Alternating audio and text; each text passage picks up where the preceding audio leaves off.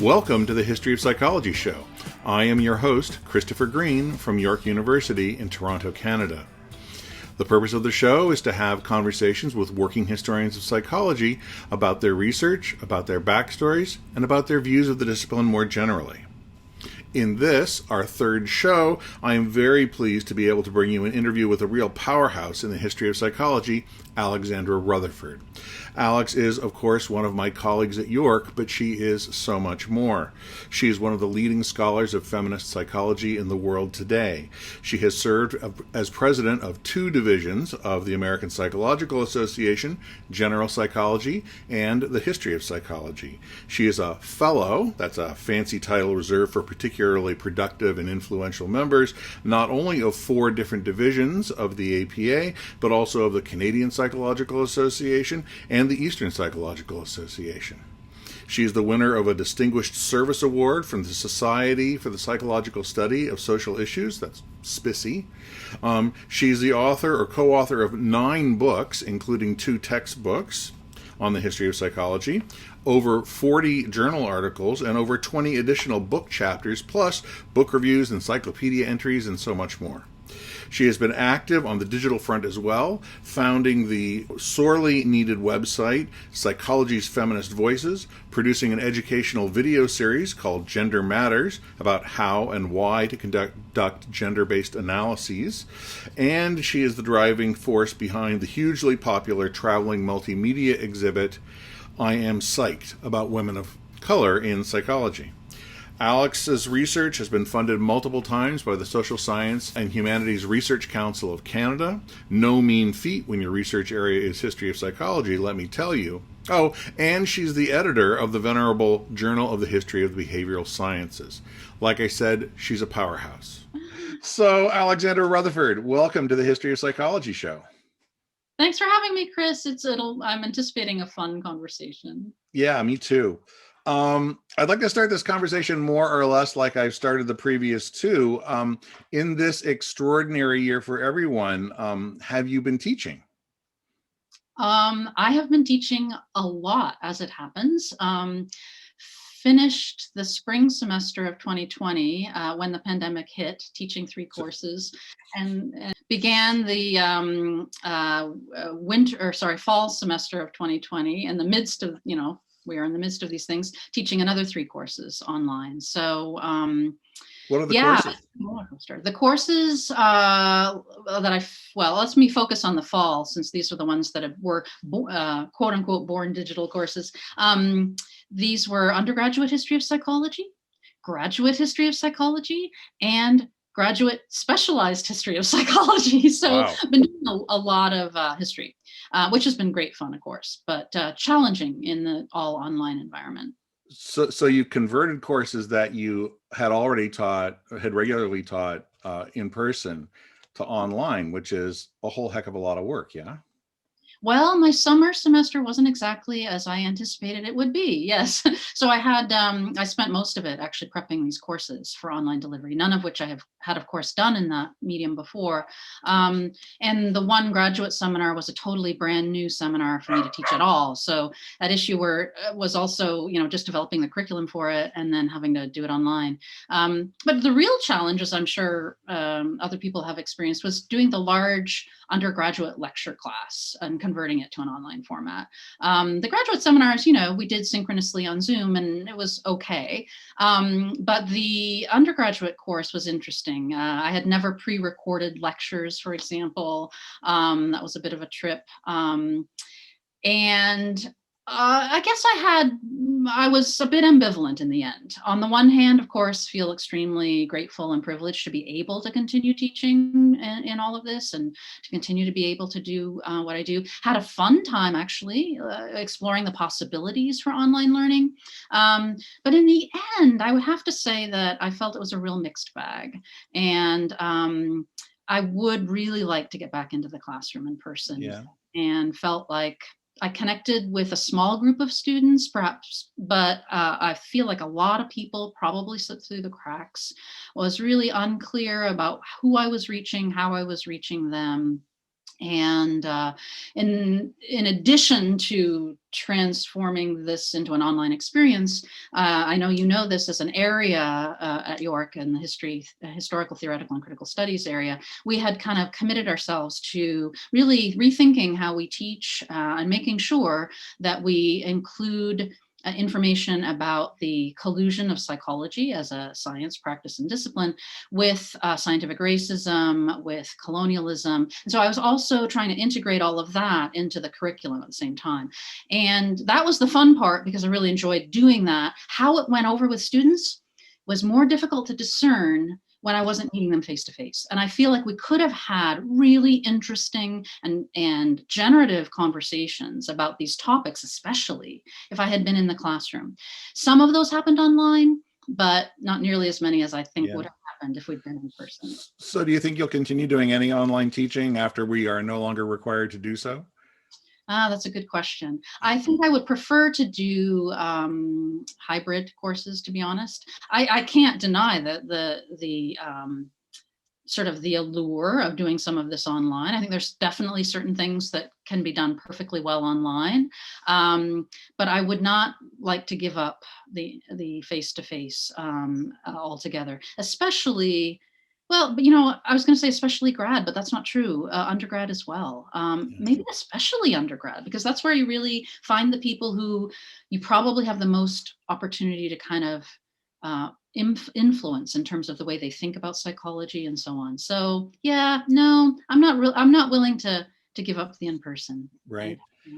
Right. So let's go on to some of your research, especially Psychology's Feminist Voices, the website. I'd venture to guess that that's the work that most of our listeners will know you most for. And for those who don't, it's this invaluable collection of 300 some biographical sketches and 120 video interviews, and there's teaching resources and other projects and exhibits. It's really become the go-to spot for women and psychology. I certainly use it on a regular basis. Feminist Voices has been online for over a decade now. Do you recall the original impetus for starting it? Yeah. So, yes, so you're right. We launched the site in 2010, the summer of 2010. And at that point, I and others, who I will get back to, had been doing oral history interviews with self-identified feminist psychologists for about 5 or 6 years at that point. So we'd accumulated a number of interviews and having conversations about the best way to kind of disseminate those interviews. Obviously, we could have stuck them in a brick and mortar archives, and they will all end up there as well. But I remember having kind of conversations with my research group, and I honestly don't know whose idea it was. I could maybe attribute it to Kelly Von Johnson, one of my graduate students, but because she comes up with all kinds of great ideas, and she's a likely priority claim there. But I think it arose kind of in conversation about how are we going to get these out there? We'd started as a kind of a preservation project, but it quickly developed into something a lot more. We wanted scholars to have access to this material. And then at the same time, we were, writing profiles and doing work on history of women in psychology. And so the idea of this kind of digital platform that would in fact be kind of a hub for anybody interested in the history of women and feminism in psychology was kind of born. And so the process was basically a lot of brainstorming about what we wanted this thing to look like. At the time, we thought this might be our one shot at it in terms of getting it up and running. So we wanted it to have longevity. And I got grant funding that helped hire web designers. We had a lot of conversations, and we ended up launching the site in 2010, and it lasted a good 10 years. Being fairly functional, actually, and we arranged it so that we had the control to constantly update it and add new information. So that's kind of how it started. After 10 years, the functionality has started to decline, and so I am. But you know what? 10 years is pretty good in the digital world. it's an age in the digital area. You know, you've been the guiding hand for it, but there have been, as you mentioned, there have been lots of other hands. Can you tell us about some of the other people who built the site with you? Absolutely. Before I do that, though, let me give a little plug, because we have just relaunched and completely redeveloped and redesigned Psychology's Feminist Voices website. It was a lot of work, and it looks amazing, and it's got some new functionality and tons of new profiles and exhibits. So take a look. It's at the same URL. And so let me get to the team of people, right? A large team of people who are behind this project. Okay, tons of graduate students who have passed through the History, Theory, and Critical Studies of Psychology program. I have a steering committee who are kind of like the inner circle. Kelly Von Johnson, as I mentioned, J.C. Young, Jennifer Bazar, some students, former students of yours, Chris. I'm gonna miss people. I feel like I'm giving an Academy Award speech or something, but J.C. Alyssa Rodkey, one of my former graduate students, Jennifer Bazar. We have my own current graduate students have been heavily involved. Tal Davidson, Susanna Mulvale, plus dozens and dozens and dozens over the years of undergraduate students, senior undergraduate students who have done a lot of the research and writing for the profiles on the site. Okay, but in addition to that, we've got people who have helped do the interviews in major ways, right? So Liat Granick, in the early stages of the program, she's now a professor at York, but in the early stages of the oral history part of this project, she did a scad of amazing interviews. And so a lot of the oral history project owes a great debt to Liat's work. I'm gonna miss people. So check out the About Us section of the site. In the meantime, as the project grew, we've also established collaborations with people in other parts of the world. We work quite closely now with a team in Vienna who has their own project on the history of feminist psychology in Vienna and has contributed upwards of a dozen profiles and interviews with feminist psychologists who are influential in Austria. So there's a lot of people involved in this project. And who runs that one in Vienna? Is that Nora Ruck? Yeah, so Dr. Nora Ruck and her students at the university, or Sigmund Freud University in Vienna. That's her project, and so she's partnered with us. And Vera Lupkai is one of her graduate students who's done a lot of work on those interviews and profiles. But they have a team as well. They're also featured at the About Us part of the site. So take a look. There's so many people. I want to give a shout out too to the a number of video series that we've produced in tandem with the project. And the gender-based analysis video series was one that we had an absolute ball doing as a team. And I had some amazingly talented graduate students, Alex Fox in interdisciplinary studies at York, who has a career as a documentary filmmaker. She did all the shooting and editing of that series, and it's beautiful. And what's it titled again? It's called Gender Matters. That's right. And it's a video series teaching psychology students about the essentials of gender-based analysis, which is a huge priority among most major national funding agencies around the world now. As if you're going to submit grants, you've got to take into consideration gender and the intersection of gender with other social locations. And so what does that mean? It doesn't mean just doing sex differences, right? It means a lot of other things. So Londa Schiebinger is the person who spearheaded Gendered Innovations, which was the inspiration for our video series, and she's a historian of science at Stanford, I believe. So her Gendered Innovations project was a huge has been an inspiration to us, and so we decided we wanted to explain all of this stuff to psychology students, and the video series was the result. So where's Gendered Matters available for people? Is it online, or do you have to purchase it? Or oh gosh, no, it's on YouTube. It's it's under the project section of the Feminist Voices website. And we have teaching guides that go along with it. It won a teaching award from the Society for the Psychological Study of Social Issues, and it's really quite wonderful.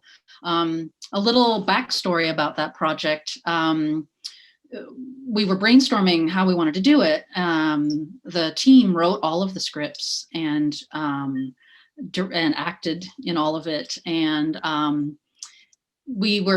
we talked about doing a series, and one of the students said, well, we probably need at least one video about the difference between and relationship between sex and gender.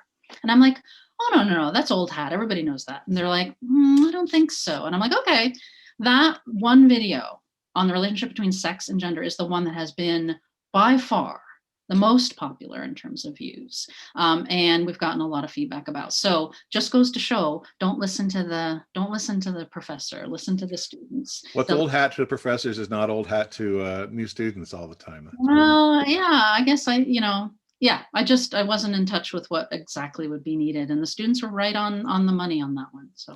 So it's a huge and complex site, which is a good thing, but it can be kind of overwhelming for somebody who's just hitting it for the first time. Can you recommend a bio or two or an interview or two that you think people should go to first to get the flavor of the thing? Yeah. So there's a lot to explore, and it's a really deep site. Like once you get into it, you'll see that there's like a lot there. So it really depends on your interests in terms of how you want to navigate it. But the two real kind of really meaty main parts of the site, right, are the women past and feminist presence parts of the site. And women past is simply about 150 profiles, original profiles. All of the work at the site is original. It's based on original research and so on. So in the women past, we've got profiles of women in the history of psychology. And there I would recommend a profile of Dr. Keturah Whitehurst, who is a kind of current obsession of mine. She was an African-American psychologist who was the first clinical psychologist licensed in the state of Virginia.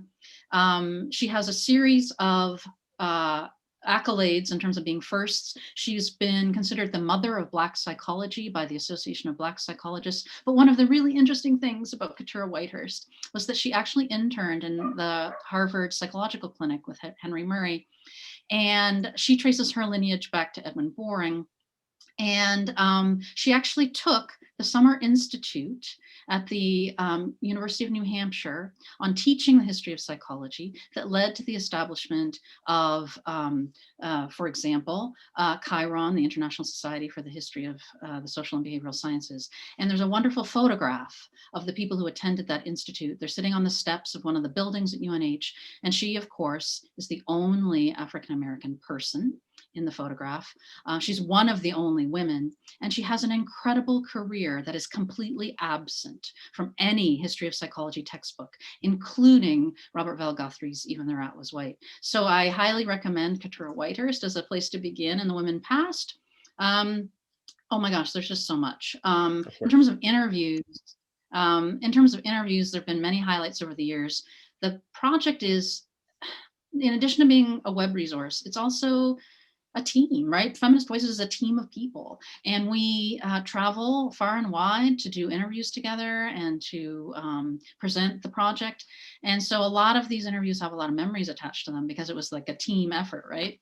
But one of the ones I might recommend is Aranette White, who was a wonderful, unfortunately died suddenly several years ago at a relatively young age, but we interviewed her at a conference. She's, again, an African-American feminist psychologist, anti-rape activist, and did narrative research on Black fatherhood, but just an incredible personality. And she was delightful to speak with. The students learned a lot. And as I say, a few years after we interviewed her, she died very suddenly from a brain aneurysm. One of the really kind of, I don't know, I talk about this whole project as a life project for me because I'm going to just keep doing it. But along the way, a lot of the people that I've gotten to know through the project and we've interviewed have sadly died. And so this material becomes historical even before you think it will. Another interesting interview is with Beatrice Wright, who she is now deceased, the last living graduate student of Kurt Lewin. And she talked about her work as a research assistant on the food habits study that Levine did during World War II. Sarah McClelland co-led that interview, actually really led that interview. I was in the room behind the camera. So there's so much. One of the things about the new site that will help navigators of the site is that we've plucked out all of the oral histories and put them in one place. So the oral history collection is now accessible on its own. They're not embedded in the individual profiles. They're still embedded in the individual profiles, but you can go to the oral history collection and just browse through them. We have interviews with Phyllis Chesler, Carol Gilligan, thanks to Liat Granick, whom I mentioned earlier. And we also have interviews with people not in North America. People in India, for example, in Brazil, in Sweden, in Vienna, in Austria. So there's a lot there. There's a search function too. That's great. That, we could spend the whole interview talking about Feminist Voices because it's huge and has all kinds of material that you can't get anywhere else. But I've got to move on. So okay. That's great. Tell us about the I Am Psyched multimedia exhibit. This is about women of color in psychology. Perhaps some of our listeners even saw it when it was on tour. How did that come about and what was your involvement? Okay, so how did it come about? It came about during the Obama administration, if you can think back. So the Smithsonian Institution has sponsors an event every year called Museum Day Live. It's usually in September. And they challenge cultural institutions across the United States to open their doors for free on this day in September, as the Smithsonian does every day of the year. And Michelle Obama sponsored an initiative to have a special edition of Museum Day Live that would be targeted towards engaging girls and women of color in their cultural institutions. Okay, so David Baker, who's the director of the Cummings Center for the History of Psychology, went to the board meeting for the Smithsonian affiliates of the Smithsonian Institution, of which the Cummings Center is an affiliate, and he met a person there who was working for the Obama administration, a Robert Wood Johnson Fellow, who presented this challenge to the affiliates. And Dave, the person who presented this challenge happened to be a psychologist. So David Baker connected with this woman and with this psychologist and said, hey, we're kind of interested in this. We'd like to do something to respond to this challenge. Whereupon he connected with Sherry Miles Cohen, who was the director of the Women's Programs Office at the American Psychological Association, who already had connections there. He connected, of course, with Kathy Fay, who's now the director of the Cummings Center, was at the time I believe the assistant director, and with me because of Psychology's Feminist Voices and my expertise in the area. The three of us got together. We were invited to come to the White House and meet with the Robert Wood Johnson Fellow. We talked about what we wanted to do. And then we devised the I Am Psyched, Inspiring Histories, Inspiring Lives, Women of Color in Psychology exhibit. We had to come up with some funding for it. Dr. Sherry Miles Cohen, who is the director of the Women's Programs Office, was absolutely central, of course, to helping procure the funding, putting up a lot of the funding from the Women's Programs Office, and hosting the ultimate exhibit. But the three of us really worked quite collaboratively in terms of what this exhibit would look like, how it would be produced, what the event would look like. And that happened in March of 2016. So tell us what does the exhibit look like? What do people see? So when we actually had the actual event, in March of 2016, what the exhibit looked like, we had it at the APA headquarters in Washington, D.C., and in a beautiful space that Sherry, Dr. Miles Cohen procured for us.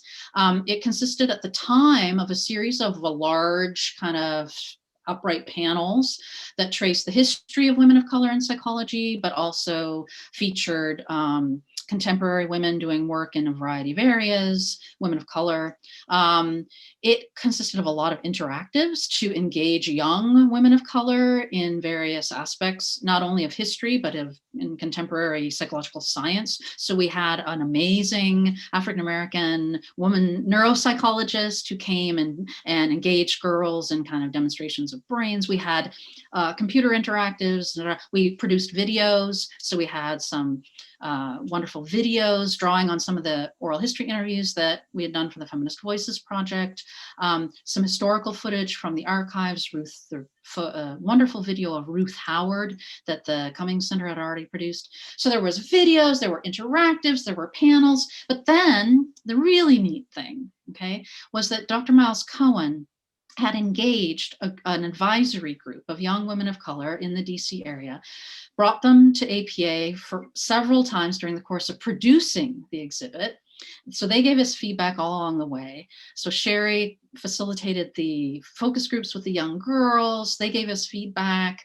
And then she trained them and we trained them as docents in the ultimate kind of launch of the exhibit. So these young women of color took groups through the exhibit and explained what everything was about and entertained questions. And we also arranged to have speakers at the event and a town hall forum so that these young women of color could ask amazing, accomplished women of color psychologists questions about their careers. And it was quite an amazing event. After that, the Women's Programs Office took the lead, and Dr. Sherry Miles Cohen connected and liaised with campuses all across the country. And it traveled and reached literally dozens of college campuses across the country. And we partnered with folks there to get people involved on campus. And as a result, some amazing things happened. Students of color in psychology who had not previously organized got organized. They established clubs. They brought this material to the attention of their professors, et cetera, et cetera. And you can read all about it. The Women's Programs Office has continued to archive the project and develop web resources, have national heritage events that feature women of color. We co-developed a timeline about the history of women of color in psychology that is hosted both at Feminist Voices and on the APA website. So I really encourage people to take a look. It was a really fun project. It sounds fantastic, and I've heard really good things about it. Does it still exist, and do you think it might go on tour again after we've got the pandemic under control? Or I bet it will. Of course, it exists. So the exhibit itself, physically, of course, still exists. It got a little tattered after being shipped all over the country, but people were pretty careful with it. I went to the University of Michigan to give a talk and hosted an installation at the University of Michigan. So that's the last time I actually physically saw the panels themselves. This was a couple of years ago now, but it does exist. And I imagine that it will resume after the pandemic. But a real shout out to Dr. Miles Cohen for really coordinating the national tour and Heritage Months and really giving this an extended reach and life for what started really as an event. And she's really kept it going. That's great. That's great. So let's talk a little bit about you. Where were you from? Where were you born and raised? So I was born and raised in Halifax, Nova Scotia. For folks who may not be familiar with Canadian geography, no assumptions. Nova Scotia is on the east coast of Canada, and Halifax is the capital city. I was actually raised just outside Halifax, but went to school in the city. And but I moved away from Halifax when I was 18. But that's where I was born and raised. And what was your family like? Or your parents academics, or your siblings, or? My father's an academic. So I actually, I don't know if this is of interest or not. I went to a all-girls school for about 8 years in Halifax, and that school was around the corner from the university where my father was and is a professor of neuroanatomy. Dalhousie University, and so I spent my after-school hours waiting for parents to get off work, hanging out in my dad's lab with gray human brains in big plastic tubs and things. He gave, I remember this, it was so fun. He got in the habit of giving my high school class, I guess it must have been in biology. He invited the class over and showed us real human brains and things like that, which went over quite well with classmates. That was fun. My mom was a public school teacher. She's been retired now for some time, and she taught art for her career in the public school system in Halifax. And My sister is a journalist with the Canadian Broadcasting Corporation. She's with Radio North, works up in Sudbury. So yeah, that's my background. So what prompted you then to leave Halifax? You did your undergraduate at University of Toronto. What prompted you to leave Halifax and come whatever it is, 3,000 miles to Toronto? Yeah, so I went, and as you say, I did my undergraduate at University of Toronto. So here's the story in a nutshell. I went to a very small school. My graduating class was 15 people, and 13 of those 15 women stayed in the Maritimes to do, well, most of them went to university and most of them stayed in the Maritimes. Two of us went further afield. I was one of them. And I was very lucky. I was very privileged. My parents, who were basically footing the bill, I got scholarships, but whatever, they were basically footing the bill, said, you can go anywhere you want, as long as it's not west of Ontario, because flying you back and forth will be expensive. I'm like, fair enough. There's plenty of good universities in between Nova Scotia and Ontario. And so I applied to a bunch of them. As people who know the Canadian system know, when you apply to any university in Ontario, I think this is still the case, on the same application, you can list up to 3 universities. So anyway, I applied to a bunch of places, including McGill and including a few universities in Ontario, including Dalhousie, because, free ride and all. But basically when it came down to it, I got accepted everywhere. And I had to make a decision. So I decided that I wanted to go to the one place that I had never set foot in before. I had been to Montreal, I had been to McGill. I was on the debating team in high school, and we'd been there for the provincial championships. I'd been obviously to Dalhousie. I hadn't been to Toronto ever in my life. And I thought, okay, I'll go to University of Toronto. So sight unseen, I arrived in September of 1989, I guess it was. Right, because in those days you did not do touring of campuses the way that students and parents do now. You just picked one and went, right? It wasn't a thing. We didn't do that. And so I stepped off the plane, got in a cab, came down to downtown Toronto, and have basically been there ever since. But yeah, it was fun. I loved my undergraduate years. I loved my undergraduate education. I had a really good time. I met a lot of really good people. Were you a psychology major right off?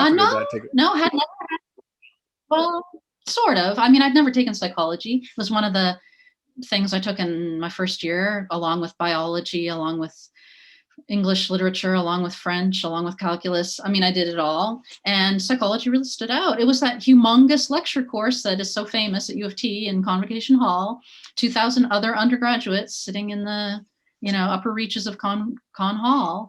But I really liked it. So by second year, I think you had to kind of narrow in, and I became a specialist. They have a specialization degree there in psychology. And I really loved social psychology. I really was quite captured by the classic experiments and so on. And I did my honors thesis with a guy named John Arrowwood, who is since deceased. His son is also named John Arrowwood, not deceased. But I did my undergraduate honors thesis with John Arrowwood in classic kind of experimental social psychology. I had a cognitive psychology course with Endel Tulving. He was filling in for someone, I think. I don't think he taught regularly, but I guess they called on him to fill in for someone. And yeah, so that's... So was graduate school a foregone conclusion, or was there a decision-making process there? Well, I tell the story in the hopes that it's inspiring for people who might get discouraged otherwise. So I didn't know what I was doing. I have a father who's an academic, but there was no sense that I was being told this is how you navigate academia or anything. I was pretty much just doing my thing, right? Got to the end of my degree, really liked psychology, wanted to go on in psychology. What do you do in psychology? I don't know. You go to graduate school. Okay. So what do you do in graduate school? I don't know. You do clinical. Okay. Not that I had really anything in clinical in undergrad, but I'm just like, well, that's what you do, because I didn't know any better. So I started applying to clinical programs. I had no clue what I was doing. Okay. I just started to apply, and I didn't realize that it was kind of hard to get in. Why not graduate why not social psychology, since that's what you'd done as an undergraduate? Just wasn't aware, or? I just really wasn't aware. I just didn't have anyone telling me this is sort of what you could do. This is what areas of psychology there are. Like, I really was quite clueless. And I just thought, everybody associates psychology with clinical psychology, and I did too, even though I didn't really have any background in it. So I applied to clinical programs, and I didn't realize it was hard to get in. So I didn't apply to very many, actually. And the rejections started rolling in. And I'm like, okay, maybe I'm not going to graduate school. And so I got waitlisted. One of the programs that I applied to just shut down that year because they just weren't going to apply. They weren't going to accept anybody because they were having troubles, and they just sent back. So I was down to like 2 schools, and I'm like, I might not be going to graduate school. And I was kind of excited because I thought, okay, I'm going to spend the year, I'm going to work, I'm going to travel, I'm going to do that gap year thing. It wasn't called gap year back in the early 90s, but whatever. I was kind of excited. And then at the very last minute, I actually did get accepted into a clinical program. And I got accepted, I believe, on the basis of the fact that the person who accepted me into clinical also did social personality and also knew the person who had supervised my honors thesis, because they ran in similar circles in similar generations, and knew that University of Toronto had a good reputation for psychology and that I'd done well. And that's kind of the ticket. And basically my first 2 years of my master's were really in social personality, not clinical, the way the program was structured at York at the time, which is where I was accepted. Right. So I guess I say that to give heart to people. Sometimes you think you're not going to get in, but then something happens and you do. So, there are so many people who end up as professors who undergraduate students often think that there was this big straight line. I said this last week too, and we all have these weird crooked lines. I was not accepted anywhere my first year and had to apply an entirely second year before I got in anywhere to graduate school. So don't lose heart. and just to add to that, I had a couple of interviews. Yeah, I had a couple of interviews at York where I was accepted, a couple of interviews with clinical faculty, and didn't get offers. So I don't know what I said in those interviews, but really, I was thinking that I was not going to go to graduate school, at least for another year. But then it happened, and here we are. So. Right. So so you started off in clinical at York University. This is for your MA, but then you switched eventually to the history and theory, what was then called the history and theory program. How did that come about? Yeah. Oh gosh. Okay. So I've told this story a number of times. I'm going to try and make it the abridged version. So I did my master's at York, and it was really not that clinical at the time. I mean, the person I worked with, Norman Endler, was cross-affiliated in social personality and clinical, and he was on sabbatical the first year that I arrived. So mostly I did social personality stuff. And in fact, my master's thesis was, again, a quasi-experimental study in the social personality realm. Okay, looking at approach, avoidance, coping, and so on. It was coping and anxiety are clinical topics, but really the approach to it was very much in the kind of social personality vein, testing out trait models versus situationist models of coping and anxiety.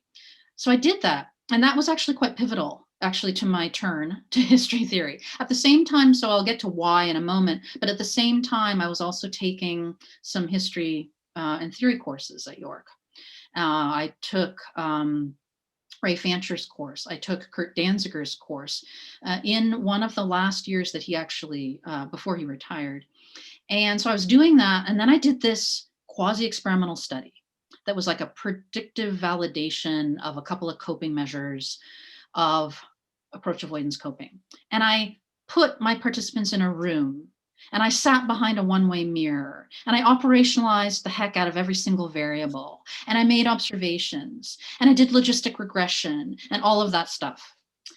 And what was most interesting about that whole experience was when I actually talked to the people, to the participants in the debriefing. And I said to them, so, what did you think was actually going on? Because it's manipulation checks, right? Did you know that this was, that I used deception? I said, did you know and all of that stuff?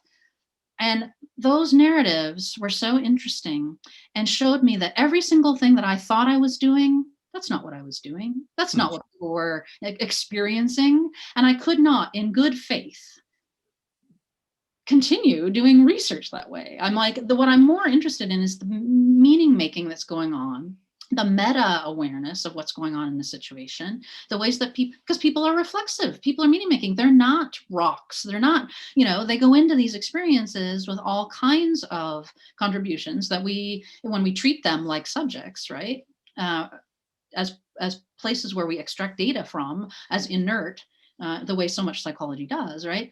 We're missing the boat. So I had a bit of an existential crisis, to be honest. I didn't feel I could continue doing this. I was also doing work on the history of operationism in psychology. Anyway, I decided I had two options.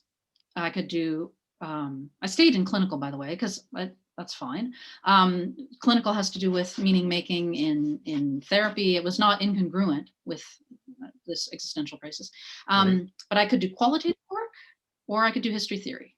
And at the time, qualitative work seemed very mysterious to me and very difficult. Like I really didn't know what qualitative research, even though, as you know, Chris, David Rennie was, grounded theory. It was all around us. I had taken courses with David Rennie, but it seemed very difficult. History theory, also difficult. Also, I didn't have much background in, but it really resonated with me. The notion of coming at this historically, looking at the history of operationism. Okay, I struggled with operationalizing my own variables. I read about the history of operationism. It seemed to me there was some valuable information to be gleaned from that history in terms of the practice of psychology. And I was taking all these great courses with these amazing people. And there was a great cohort of history theory students at the time. So I managed to finesse my way into the history theory program, in large part because my supervisor was cross-appointed to clinical and history theory at the time, Ray Fancher. And Ray was gracious enough to take me on so that I remained in clinical, but I was doing everything else was history theory, and got interested in Skinner because of the operationist sort of angle and so on. Right. So one of the first books that I guess the first book you wrote was about the behavioral technologies that were developed by Skinner, but not when they were in the lab, like most people think about, but when they moved out of the lab into the world beyond, into prisons and schools, and what the response was to them, and what the kinds of unexpected consequences of that work. Can you talk about that work a little bit? Sure. I mean, that work, the book that you're speaking of, Beyond the Box, B.F. Skinner's Technology of Behavior from Laboratory to Life, was actually, wasn't my dissertation. It was it had pieces of it, I guess, but in large part it was post-dissertation. My dissertation focused on the sort of popular reception of B.F. Skinner's Technology of Behavior, but also his philosophy in American culture in the 1950s and 60s and 70s.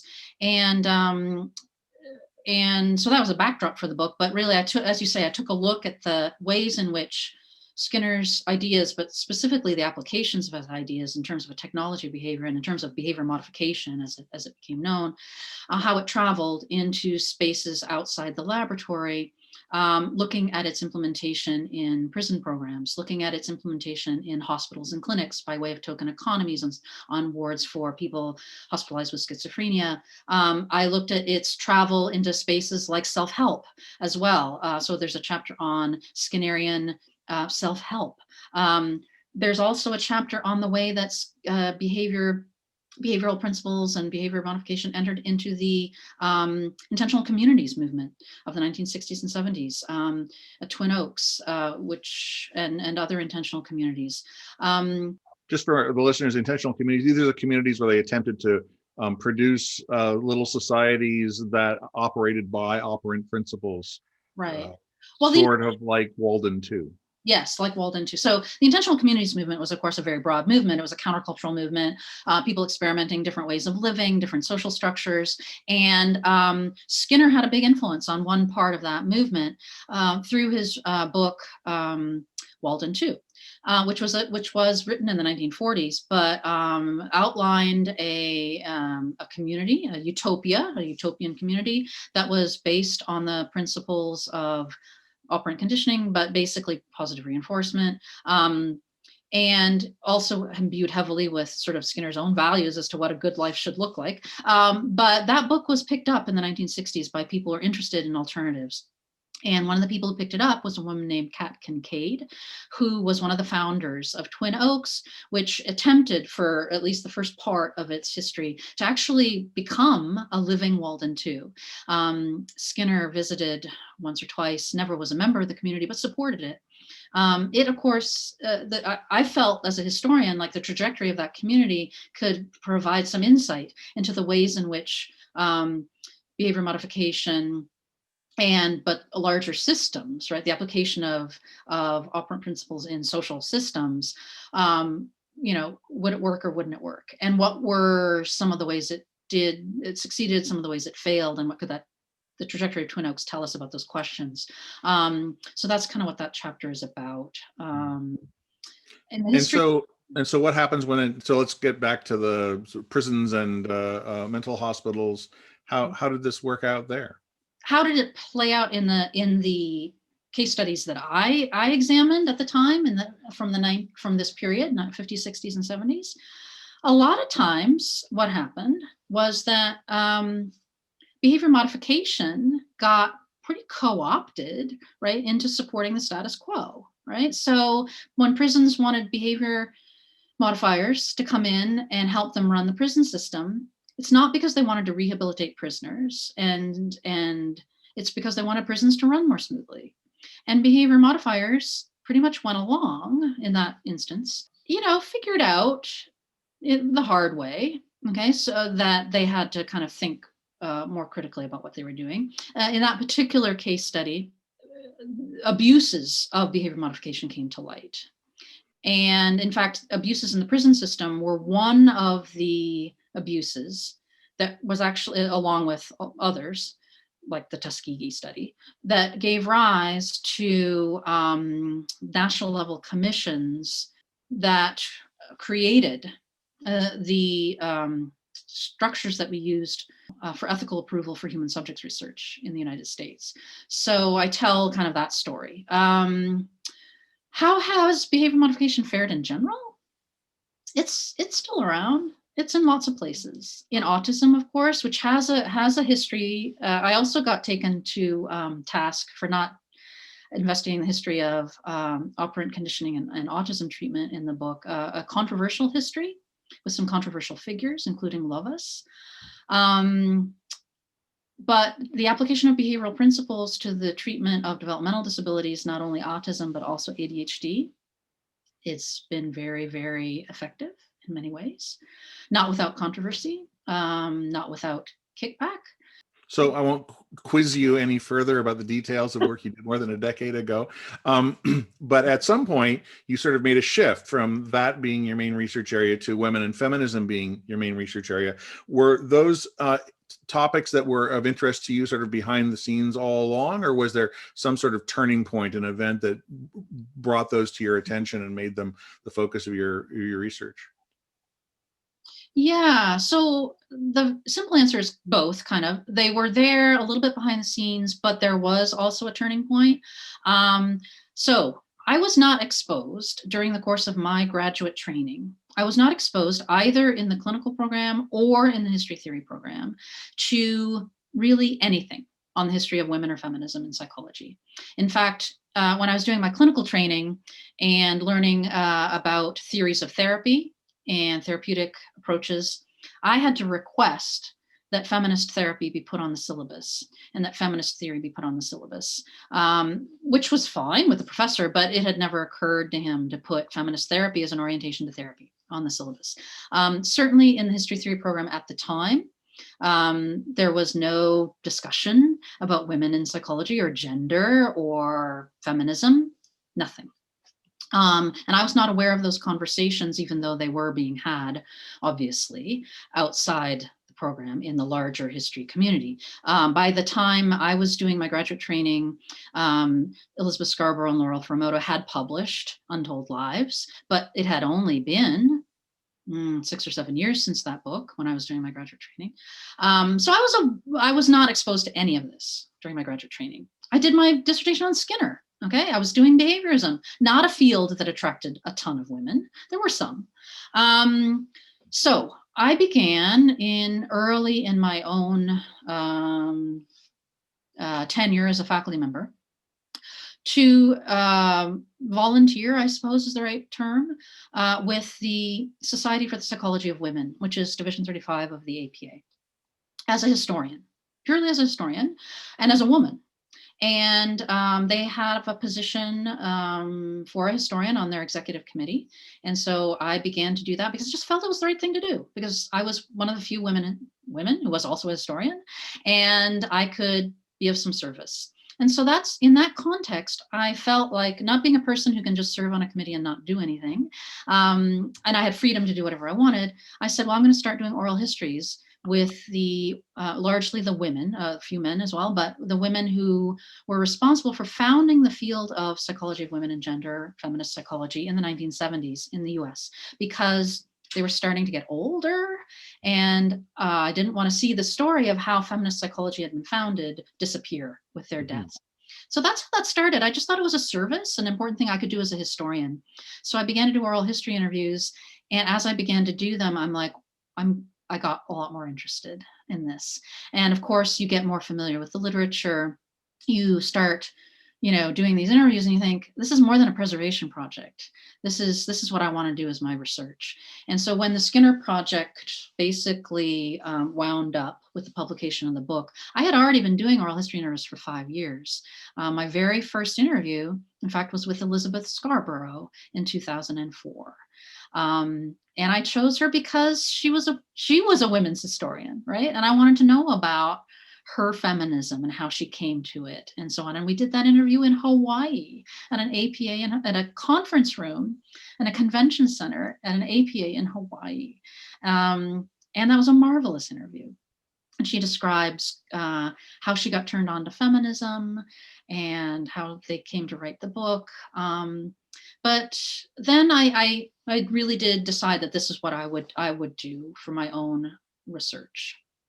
So where do you think we are these days in the process of integrating women and their work into the more general story of psychology's past?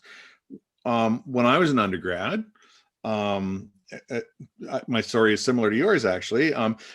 These issues were more or less in their infancy. We were taught a little bit about sort of the big three, Mary Whiton Calkins and Margaret Floy Washburn and Christine Ladd Franklin, because I was interested in perception, so she was particularly close to what I was working on.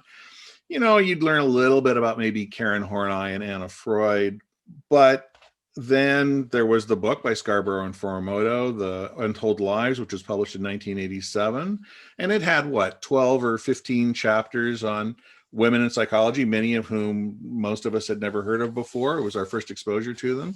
But now you've got 300 women on the Feminist Voices site. So what's the process? I mean, you can go on forever about it, but what was the process that got us from there to here, from 3 to 15 to 300? What's happened in the last couple of decades that has made that possible? So there's, I guess, a couple of ways you could answer that question. I feel like we are certainly, over the past 20 to 30 years, we have developed a really rich historiography on women in psychology. And this started before Untold Lives, right? It started in the 70s with the work of O'Connell and Russo on the Models of Achievement series. It started in the 70s, mid-70s, with Stephanie Shields' work, published in the American Psychologist flagship journal, on Lita Hollingworth and others. Okay, so that started in the 70s. So obviously the impetus there was the women's movement and its effect on the field, right? And the birth of the field of psychology of women and gender, or feminist psychology. And as those women, okay, in that field, when that field coalesced, interest in the history of women, of course, increased as well. Who are the people that we, quote unquote, stand on the shoulders of, right? And so I think that the development of that historiography comes from those kinds of roots.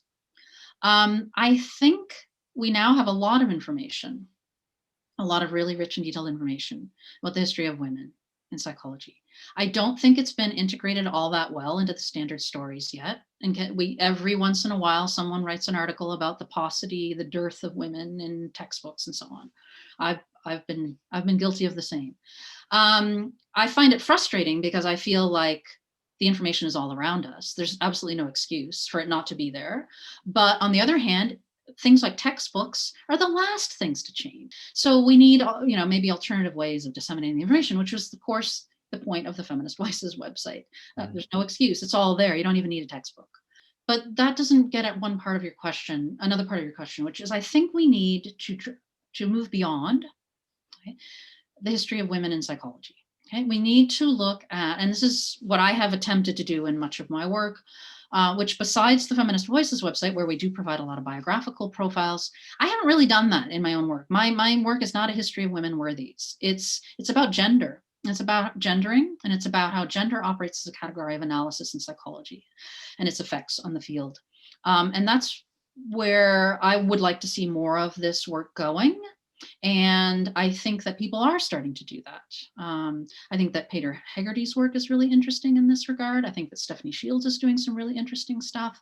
I think that we need to look at intersectionality as a conceptual framework for doing the history of psychology. And I've written about that with one of my graduate students, Tal Davidson. So I think there's a lot more to do. Can you tell us a little bit about what that kind of work looks like? I mean, when I had Kathy Fay on last week, she made a similar comment that yes, there's lots of information. There's lots more information about women in psychology and the psychology's past than there used to be, but that somehow it hasn't become part of the tapestry. So how does this work on gender rather than on individual women? What does that look like for people who haven't seen it before? So people have written about this, how it changes history and how you do history and write history when you pay attention to things like gender and race. So for example, Janice Bohan, way back in the 80s, wrote about this. So if we continue to tell the story of the history of psychology as the story of just sort of great white men or even great white women, or just even, frankly, just sort of great people, absent any consideration of their social locations. Okay, we don't have to engage, with psychology's complicity with sexism, racism, colonialism, and so on. And if what you want to write is just kind of a feel-good account of the history of psychology and all its great accomplishments, then that's an easy thing to do. I'm not particularly interested in that anymore. Okay, what I'm interested in is psychology's relationship with society. That's been a through line for my entire program of research, be it Skinner, be it feminism, whatever. That's the relationship I'm interested in. Sexism and racism are part of our society. Psychology is part of our society. How does psychology reinforce, amplify, and occasionally disrupt those kinds of forces? And I think when you start to include women, when you start to include people of color, not just as token people who've overcome the odds or whatever, but actually attend, to their social locations and tell them in the story of racism and sexism and gender and power, and race and power, then you're telling a very different story.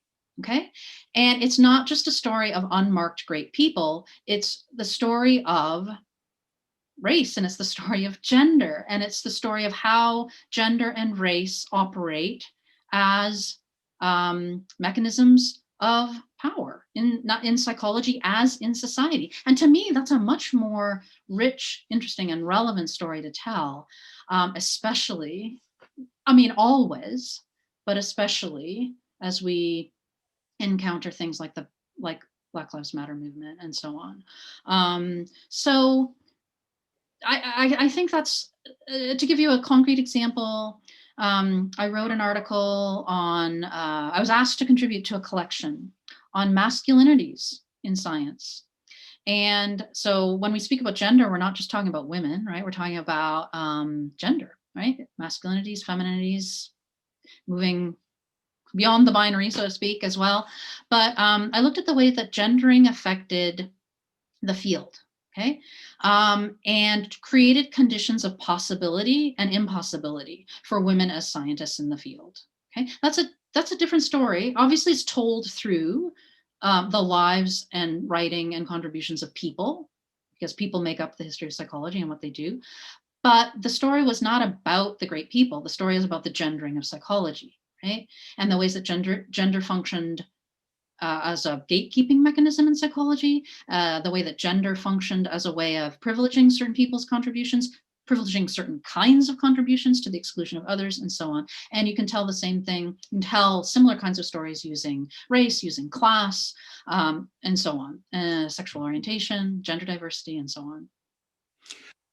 Thanks very much. That's a really important message and probably a good place for us to wrap it up. So thank you for spending this time with us. Yeah. It was really good to have you here. Thanks. And shout out to the new pup, Frankie, who will have appeared in the video a few times. There he is now. But thanks, Chris. Really appreciate you doing this. So that's all for the third episode of the History of Psychology show. I'd like to thank Dr. Alexandra Rutherford for being with us, and I'd like to apologize for the weird technical glitch that left a timestamp in the lower right corner of the screen. We'll try and get that fixed next time. Thank you for watching the show. You can always leave comments below the YouTube video, and I hope you'll be back for the next episode of the History of Psychology show.